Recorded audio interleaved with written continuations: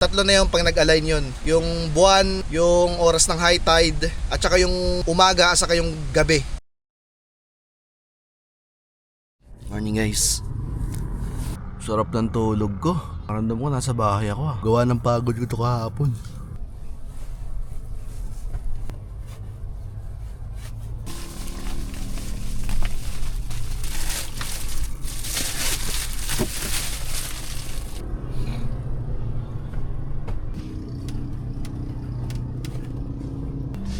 Antok pa ako. Gusto ko matulog. So guys, naubusan pala ako ng soft bait kahapon. Naubos sa kakadonate. And ganun na rin yung mga jig. Jig kahit mga pailan ilan meron pa. Mga metal jig, mga jig head pala. Yung iba kong micro jig na donate din. Yung ibang minnows. Mas ang dami kong na-donate kahapon. May nakita ako ditong tackle shop sa mapa. Dito lang mismo sa tapat ng pinaradahan ko. Somewhere dyan sa... Ayan sa ano na yan. Sa mga tindahan dyan. Mga nakapila dyan na mga bahay, mga tindahan. May nakita ako dyan tackle shop sa map. So ngayon, hihintayin ko mag-open na lang ko siguro muna bago ako pumunta sa fishing spot. Kasi mas mas maganda gamitin yung mga soft bait kaysa sa minnows kapag mababato yung yung fishing spot. Kasi pag minnows talagang sinasabit niya talaga, nai-snag talaga lalo na kapag jig, micro jig. Kapon, ubos yung ko. Puro sabit inabot. Ang tagal mag-open ng tackle shop. Wala na pala dito sa harap ko yung tackle shop. Lumipat na pala doon sa kabilang side. So kumain muna ako dito sa Parisan sa may kanto. Nintay ko mag-open tackle shop pa lang 7:30. Dapat 8 open na yun Guys tara, hindi na pala ako pumunta ng tackle shop kasi may natira pa pala ako ritong soft baits na hindi ko pa nagagamit. Susubukan ko baka pwede to. Yun na lang gagamitin natin. So punta tayo ng spot yun. Alright, let's go fishing. Mahali na. Dapat pala kagabi ko pa chinek. Dapat pala kanina ko pa chinek ng umaga yung mga lure ko kung ano pang kulang. Hintay ko pa kasing mag-open yung tackle shop dito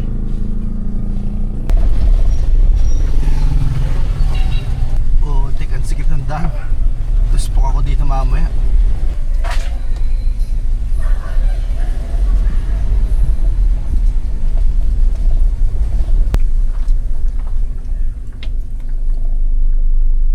Private property na.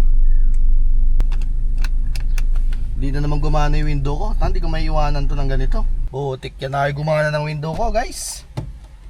Ay, hindi ko maiiwan to. Animal naman. Gumana. Tangina mo. Buti na lang, di sayang punta ko rito. Ay, settle na tayo. Tara guys, let's go. Naglolo ko na yung windows ng ko, yung power window ko. So iwan to. Iwan to. Iwan to. Iwan to. Iwan to. Ito dala. Ano naman ito? Dyan lang yan.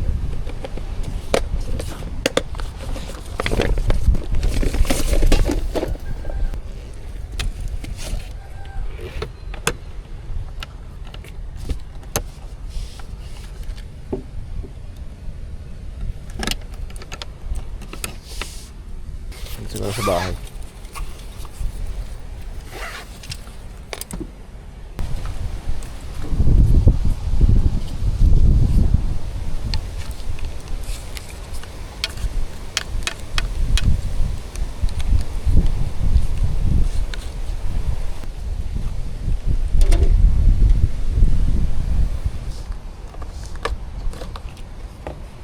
Dadalhin lahat. Pwede naman, dalhin ka na lahat to. Medyo mo naman Tubig pa guys. Biis lang ako.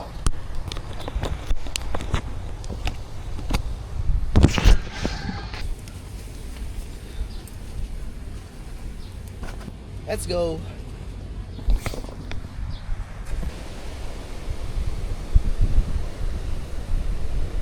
Hindi ko alam kung tama itong ginawa ko.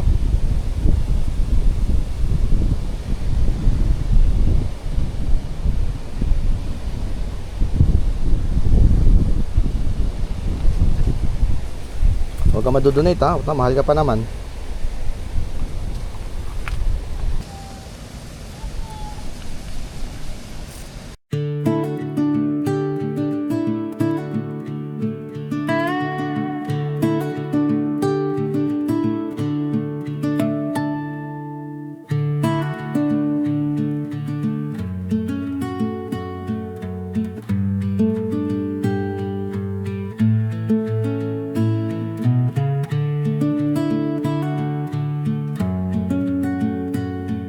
Hindi pababa dito eh.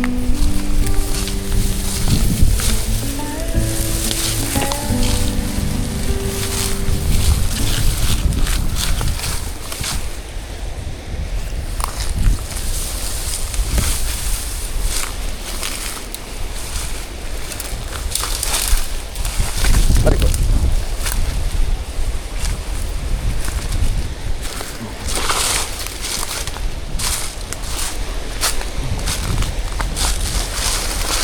Dari ko, arik ko. Arik ko, tangina mo. Woo! Ay, mataas. Boy. Mataas to. Sa kabila. Tangina, dulas pa ako.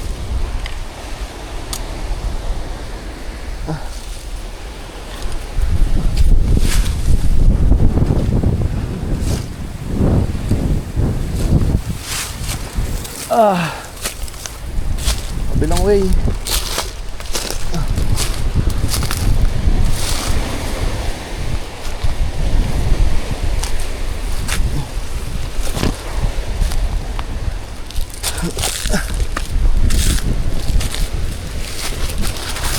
Mataas din kaya dito. Taas, tangina madulas. Pero may kapitan. Ayun oh. May lubid na nilagay yung mga lokal.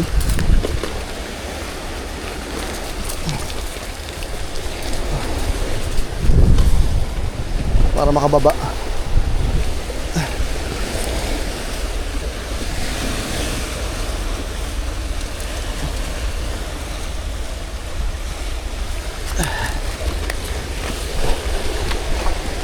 Pasok pa tuloy lubid, men. Pag-akyat na ito, problema. Unahin mo natin yung rad.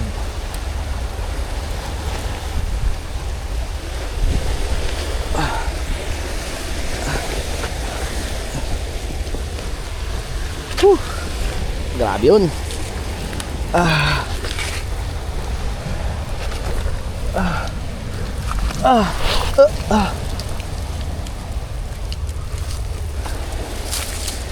Kaya may agis dito. May structure eh.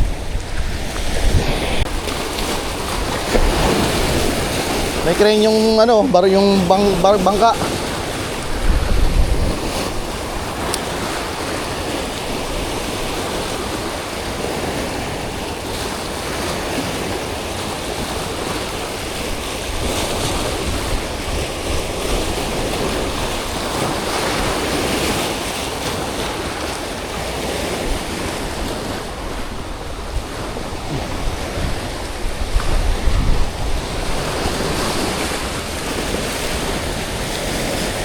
High tide na to, guys.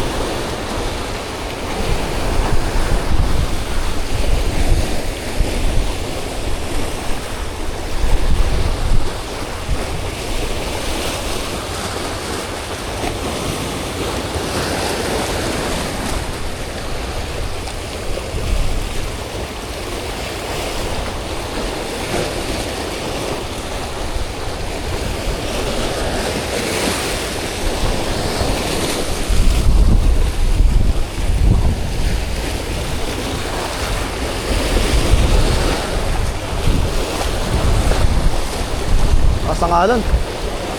High tide na kasi yan eh. Ang peak ng high tide mamayang alauna, alas 2. Pinag-aralan ko na yan kasi kahapon nabiktima ako ng high tide eh.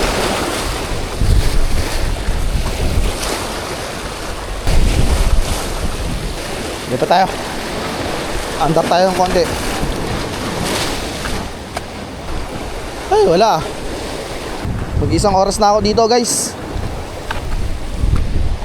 Andar tayo konti.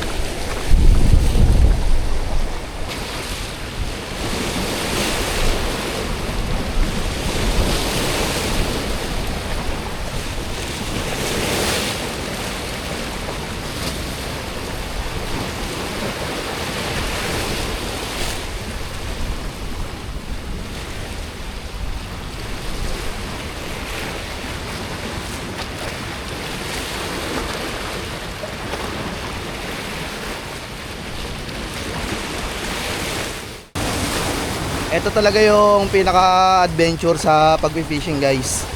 Hindi yung paghuli ng isda. Ang pinaka-adventure talaga yung paghahanap ng spot kung saan kung saan may laman. Kasi most of the time, hindi lahat ng spot may laman talaga. Alam na mga angler yan na matatagal na. Ito talaga ang pinaka-adventure, yung paghahanap ng magandang spot kung saan talagang may laman, hindi ka masisiro.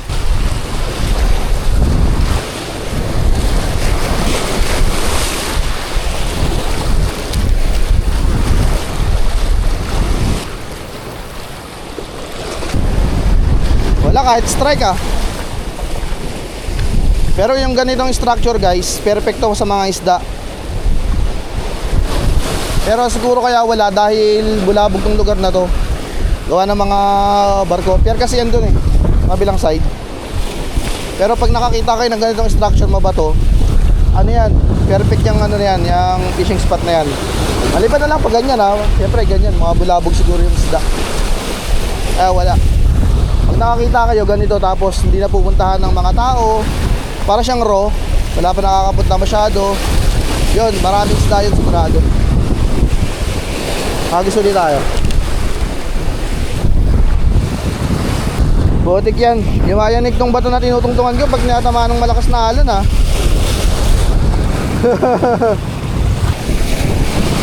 Ito magat yata.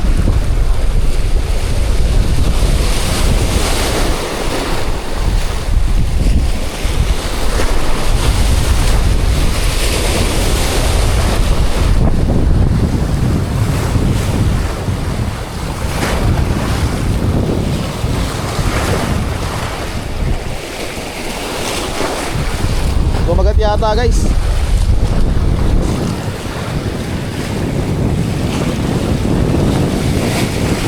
Oo, ito na yan.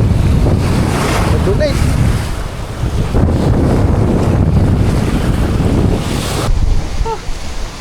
Init. Nag-alauna na. Stop na siguro muna ako guys kasi babiyahe pa ako pa Maynila eh. Nagre-resupply ako ng ng mga lure, mga swim baits, mga plastic baits kasi naubos nung nakaraang araw. So kailangan ko ngayon bumiyahe. Ayaw magpagabi sa daan eh. So biyahe na muna ako pa Maynila guys. Wala ulats eh. Zero ako dito. Pero gano'n naman talaga. Hindi naman laging, kumbaga, may 0 days talaga sa fishing eh. Ang maganda lang dito sa fishing, nakakapamasyal ako, nakakarating ako saan saan. Bonus na lang yung mga isda na mahuhuli ko eh. Itong mahirap, pabalik. Ang mahirap kasi rito, may hawak tayong rod.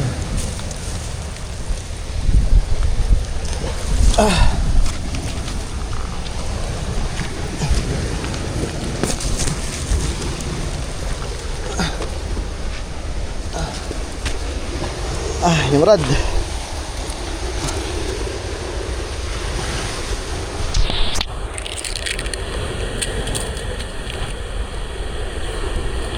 Ito may lubid na. Grabe to guys. Ano to? Parang ano to? Ano ba tawag dito? 90 degree ba tawag sa pag ganon?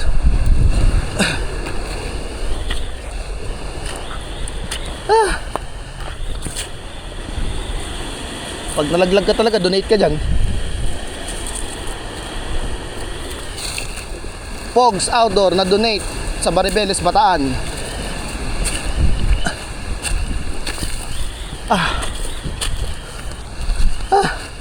Grabe oh. Help. Dito tayo doon sa kabila.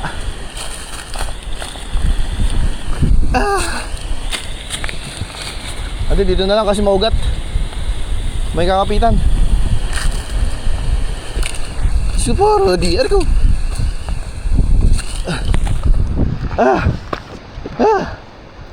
I'm back.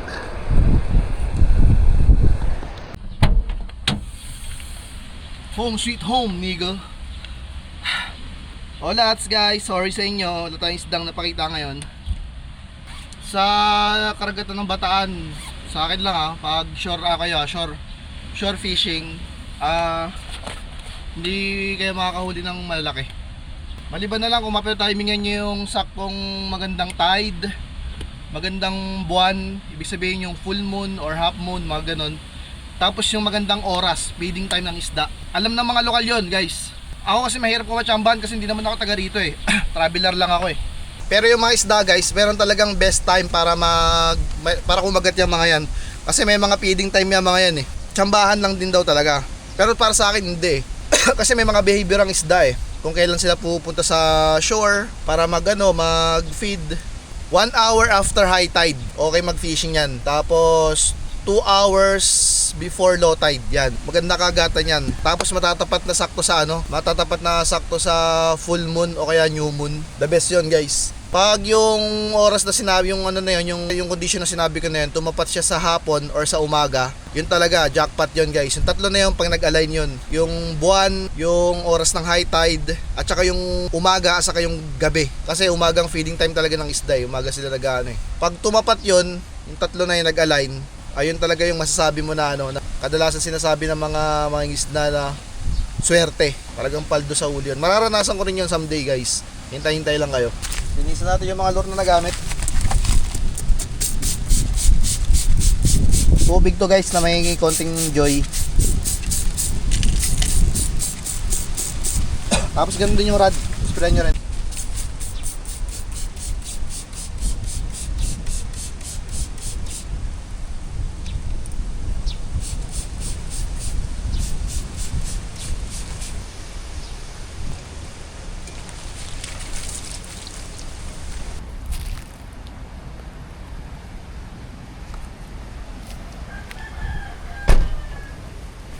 Biyahin tayo pa uwi, guys.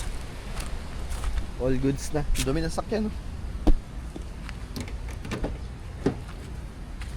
What a adventure din ako 2 weeks ako nag-stay dito sa Bataan. Ang epic nun, Brad. So guys, pauwi na tayo. Grabe ng daan dito. Sigsag to na matindi. Tapos pangat.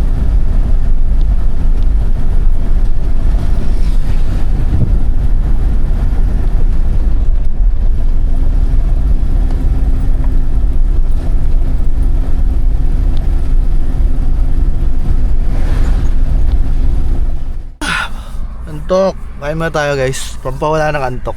Dito sa... Ay! Putik Jollibee pala to. Sa McDo gusto ko eh. Bakit ganun? Dito ako pinasok. Dalakad lang ako dun.